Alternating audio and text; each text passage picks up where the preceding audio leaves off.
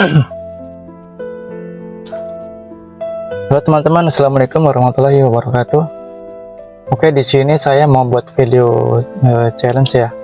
Challenge day pertama, hari pertama ini tanggal 12 Juli 2025 ya. Saya di sini mau men-challenge diri saya sendiri berbicara di depan kamera.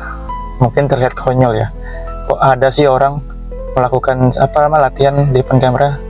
Menurut saya itu bukan suatu kekonyolan ya, karena gini teman-teman, mungkin bagi teman-teman yang ibaratkan konten kreator pemula, atau kalian yang pengen masuk kerja, atau kalian yang pengen interview segala macam, public speaking itu sangat perlu menurut saya ya. Makanya kenapa saya tuh jujur, saya ini orangnya kalau di depan kamera, di depan orang banyak, di depan audiens yang banyak itu, kadang materi yang sudah saya siapkan buyar begitu aja ya, lupa, panas dingin, grogi segala macam. Itu karena kenapa? Itu karena kita kurang latihan ya teman-teman ya. Kita kurang latihan, bahkan kalau dibilang persiapan kita sudah matang, memang kita jarang berbicara di depan kamera, jarang berbicara di depan orang banyak, dan hilang begitu aja ya, karena grogi kita tadi ya. Dan challenge ini juga melatih supaya kita itu lebih lancar berbicara ya. Kadang orang berbicara karena dia bingung nih apa yang mau dibicarakan, jadi dia gimana ya gitu ya. Nah, saya pengen tuh seperti konten-konten kreator yang sudah senior gitu ya. Dia bisa seperti itu teman-teman, nggak instan ya. Jadi mereka bisa lancar berbicara di depan kamera. Mungkin orang yang sering berpidato di depan orang banyak, kalau kita lihat mereka lancar berbicara, itu semua itu nggak instan ya teman-teman ya. Semua itu butuh latihan. Mungkin teman-teman bilang, ngapain kayak itu, sia-sia aja. Menurut saya tuh orang yang sia-sia itu orang yang pengen belajar public speaking, pengen bisa berbicara di depan kamera, bisa berbicara di depan orang banyak. Dia beli banyak buku tentang bagaimana kiat-kiat public speaking yang bagus, bagaimana mungkin jurus-jurus yang bagus untuk berbicara di depan kamera, terus tuh beli kelasnya si A, si B segala macam. Menurut saya tuh hal yang sia-sia kalau itu nggak dipraktekkan ya.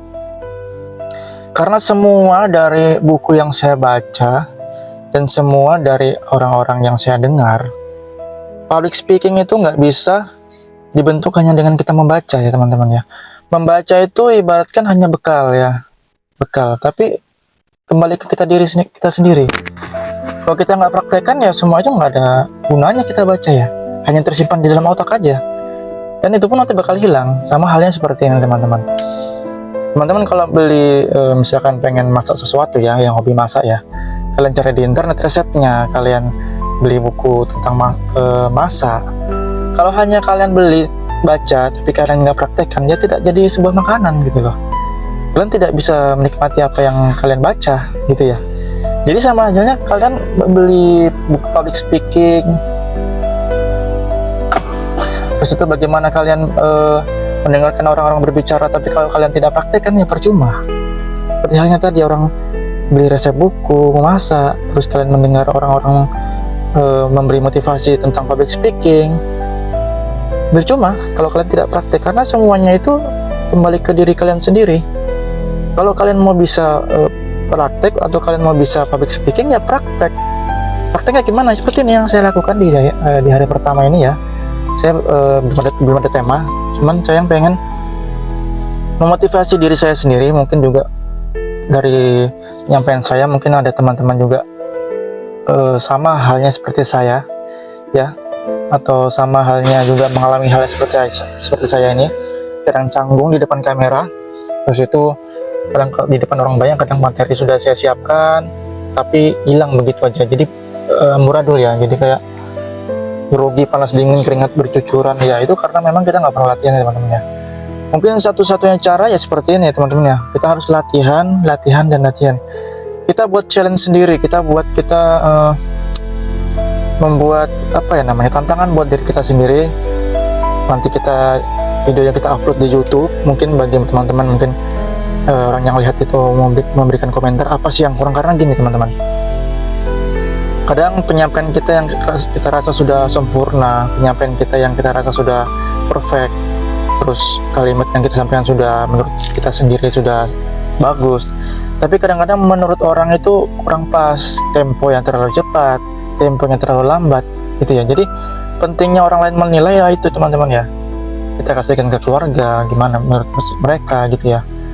Jadi berbicara itu bukan hanya kita menyampaikan sesuatu ya, jadi berbicara itu ilmu atau seni sebenarnya teman-teman. Bagaimana orang bisa menerima apa yang kita bicarakan tanpa rasa bosan gitu loh. Kenapa tempo itu berpengaruh? Misalkan kita ngomong sesuatu terlalu lambat, orang tuh bosan gitu ya. Terlalu cepat juga tuh bakal nggak jelas ini orang berbicara apa gitu ya. Jadi kita memang harus sering berlatih, terus kita tonton sendiri video yang sudah kita rekam, bagian mana aja yang perlu kita perbaiki gitu loh. Jadi mungkin kita bisa challenge kita selama sebulan atau 2 bulan sampai benar-benar kita rasa diri kita sudah siap gitu ya teman-teman ya. Jadi kalau teman-teman berpikir ini hal yang sia-sia, menurut saya enggak ya. Sempatkan waktu 5-10 menit untuk latihan seperti ini, nggak ada ruginya teman-teman. Daripada kalian hanya scroll TikTok, nonton YouTube segala macam, nggak ada ilmu yang kalian dapat ya. Mending kalau kalian nontonnya tentang motivasi ya, masih ada yang kalian dapat ya. Tapi kalau kalian nontonnya orang-orang joget ya, nggak ada ilmu yang kalian dapat gitu. Jadi di hari pertama ini saya benar-benar pengen men-challenge diri saya sendiri agar kedepannya saya bisa berbicara atau public speakingnya bagus. Terus itu kalimatnya juga, kadang gini teman-teman, saya tuh orangnya itu kalau berbicara tuh kadang belibet ya. Nggak tahu kenapa kadang-kadang walaupun saya membaca pun kadang belibet ya, belibet terus itu kayak kecepatan kadang temponya gitu ya. Jadi memang kita butuh penilaian orang lain untuk hasil yang bagus gitu teman-teman. Mungkin hari pertama itu aja sih, mungkin kalau hari kedua dan ketiga insya Allah nanti ada topik yang saya tema yang saya bicarakan, jadi nggak monoton gitu ya. Ya memang berbicara tuh asik ya teman-teman ya, kalau kita tahu, kita paham ilmunya ya. Seperti saya lihat yang kayak afiliator contohnya Hendra Setio ya, sering saya ikutin itu, dia memang ya jujur aja, dia juga mengakui bahwa awal-awal dia konten itu dia juga nggak begitu lancar seperti sekarang ya. Butuh perjuangan, butuh latihan, butuh effort yang besar buat bisa bisa berbicara di depan kamera, lancar di depan kamera.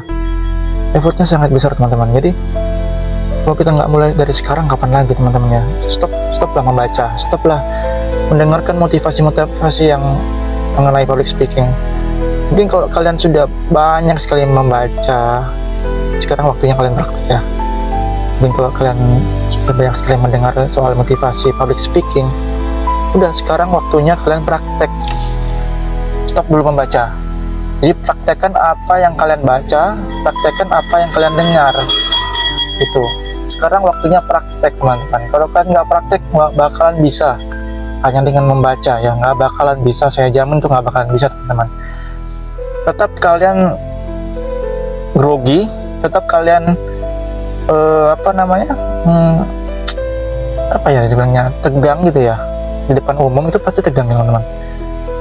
Jadi video seperti ini bagus teman-teman ya. Buat sekarang jangan ditunda-tunda ya.